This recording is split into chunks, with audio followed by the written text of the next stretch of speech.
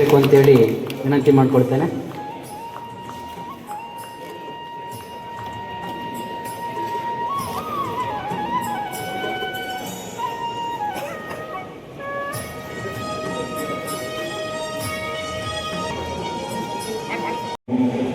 ಜಮೀನನ್ನು ನಾವು ಉತ್ಕೊಂಡಿದ್ದೀವಿ.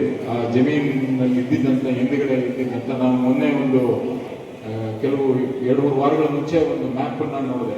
ಬ್ರಿಟಿಷರ್ಸು 1927ನೇ ಇಸ್ವಿಯಲ್ಲೇ ಪ್ರತಿಯೊಂದು ನಾಲೆ ಏನು ಟ್ಯಾಂಕ್ ಕೆರೆಗಳು ಏನಿದ್ವು ಅದಕ್ಕೆ ಪ್ರತಿಯೊಂದು ನಾಲೆ, ಸಣ್ಣ ನಾಲೆ, ದೊಡ್ಡ ನಾಲೆ ಯಾವ್ಯಾವೆ ಅದೆಲ್ಲನೂ ಮ್ಯಾಪ್ ಮಾಡಿ ಇಟ್ಟಿದ್ದಂಥದ್ದು. ಇವಾಗ ಹೋಗಿ ನೋಡಿದ್ರೆ ಅಲ್ಲಿ ಒಂದೂ ಇಲ್ಲ.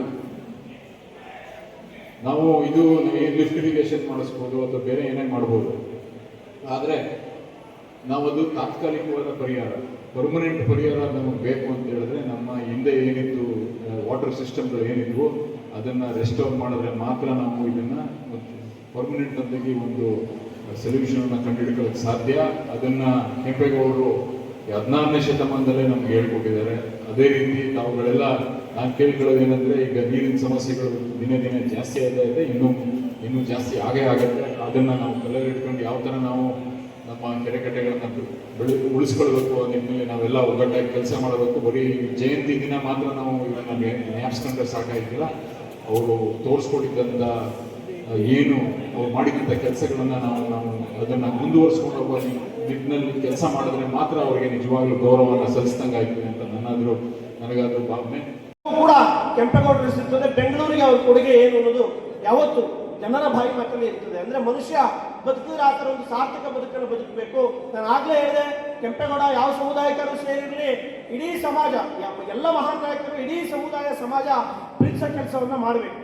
ಮಹಾನ್ ನಾಯಕರು ಅನ್ಸ್ಕೊಳ್ಳೋರು ಯಾವತ್ತು ಒಂದು ಜಾತಿಗೆ ಒಂದು ಸಮುದಾಯಕ್ಕೆ ಸಹಾಯ ಮಾಡೋರಲ್ಲ, ಇಡೀ ಸಮಾಜವನ್ನು ಜೊತೆಗೆ ಕರ್ಕೊಂಡು ಹೋಗೋ ಕೆಲಸವನ್ನ ಮಾಡ್ತಾರೆ. ಅದೇ ರೀತಿ ಕೆಂಪೇಗೌಡರು ಇವತ್ತು ನಾವೆಲ್ಲ ಮಂಡ್ಯ ಜಿಲ್ಲೆ ರೈತ ಜನ, ಇಡೀ ಭಾರತ ದೇಶ ನಾವು ರೈತಾಪಿ ದೇಶ ಅಂತ ಹೇಳ್ತೀವಿ.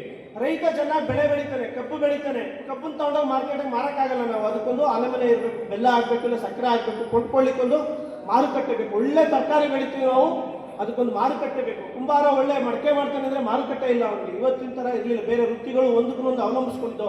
ಮಡಕೆ ಮಾಡೋ ಕುಂಬಾರ ಏನು ಕೃಷಿ ಮಾಡೋರ ಮೇಲೆ ಅವಲಂಬಿತ ಆಗಿರ್ತಿದ್ದ. ಅವ್ರಿಗೆ ಮಡಕೆ ಕೊಡ್ತಾ ಇದ್ದ, ಇವರು ಬೆಳೆ ಬೆಳೆದ ಮೇಲೆ ಅವ್ರಿಗೆ ಬೆಳೆ ಕೊಡ್ತಾ ಇದ್ರು, ಬರ್ತಾರಾಗಿ. ಈ ತರ ಒಂದು ಕೊಡುಕೊಳ್ಳುವಿಕೆ ಸಂಸ್ಕೃತಿ ಇದ್ದಂಥ ಸಂದರ್ಭದಲ್ಲಿ ಪ್ರತ್ಯೇಕವಾಗಿ ಪೇಟೆಗಳನ್ನು ಮಾಡಿದಂಥ ಕೀರ್ತಿ ಕೆಂಪೇಗೌಡರು. ಬಳೆ ಮಾರೋರಿಗೆ ಬಳೆ ಪೇಟೆ, ಅಕ್ಕಿ ಪೇಟೆ, ಇವತ್ತು ಬಹುಶಃ ಬೆಂಗಳೂರಿನವರೆಗೂ ಆ ಹೆಸರುಗಳು ಇರ್ತದೆ, ಸುಲ್ತಾನ್ ಪೇಟೆ.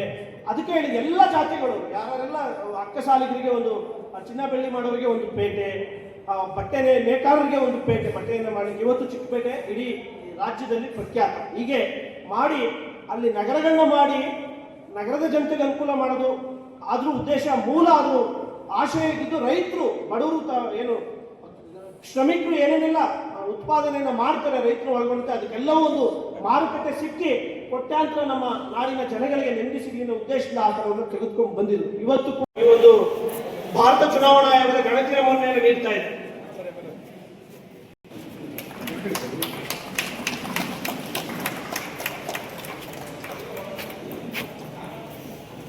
ಅವರನ್ನ ಅಭಿನಂದಿಸಬೇಕು ಅಂತೇಳಿ ವಿನಂತಿಸ್ಕೊಳ್ತೇನೆ.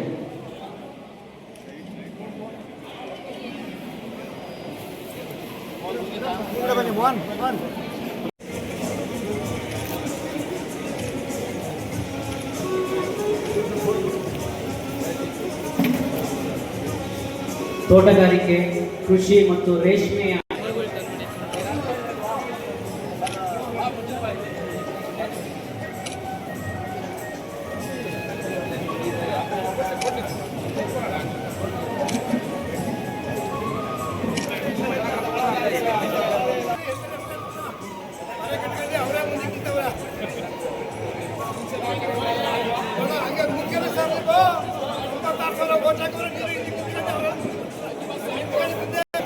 ಶೀತಲ್ ಅವರು ದಯಮಾಡಿ ವೇದಿಕೆ ಬಳಿ ಬರಬೇಕು ಅಂತ ವಿನಂತಿ ಮಾಡ್ಕೊಳ್ತೇನೆ.